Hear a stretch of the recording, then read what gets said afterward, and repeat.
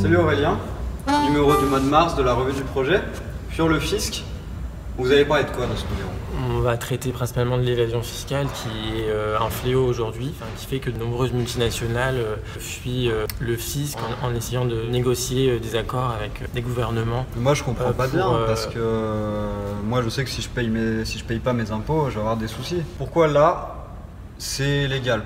En fait, c'est favorisé par des dispositifs juridiques, économiques. En Irlande, Apple a négocié avec le gouvernement un accord pour payer quasiment aucun impôt. On peut prendre aussi l'exemple du Luxembourg. Jean-Claude Juncker, Premier ministre, a favorisé ce qu'on appelle les rescrits fiscaux, qui sont des accords permettant aux multinationales d'avoir un taux d'impôt quasi nul. Ce seraient des mécanismes qui permettraient de rendre légale la fraude fiscale? En réalité, les gouvernements favorisent ce type de politique et on pourrait faire autrement. L'État a besoin d'argent public, on a besoin de ressources fiscales. Pourquoi ces choix-là politiques? Il y a quand même une forme de collusion importante entre des élites politiques et économiques. Il y a des intérêts de classe. Comment nous, en tant que simples citoyens, salariés, on peut s'imposer dans ces questions-là?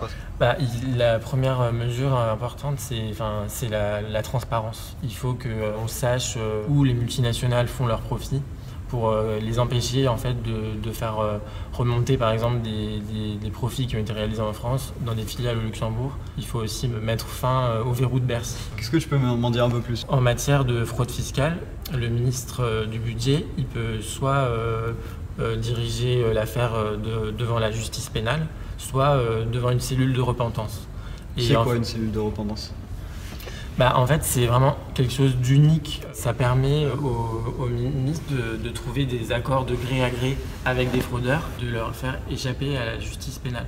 Alors qu'en fait, un petit fraudeur du RSA, par exemple, on va tout de suite le traîner devant les tribunaux. Là, on permet en fait un accord entre les services fiscaux de Bercy et des riches contribuables. Tu nous as parlé de la transparence pour permettre aux citoyens de mieux se saisir de ces enjeux, que la fraude soit visible.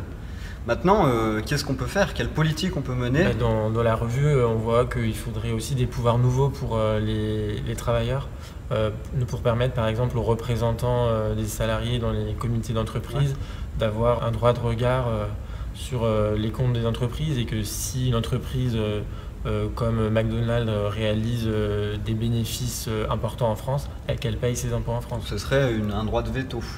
Et qu'est-ce qu'on peut faire au niveau des États, au niveau des politiques nationales?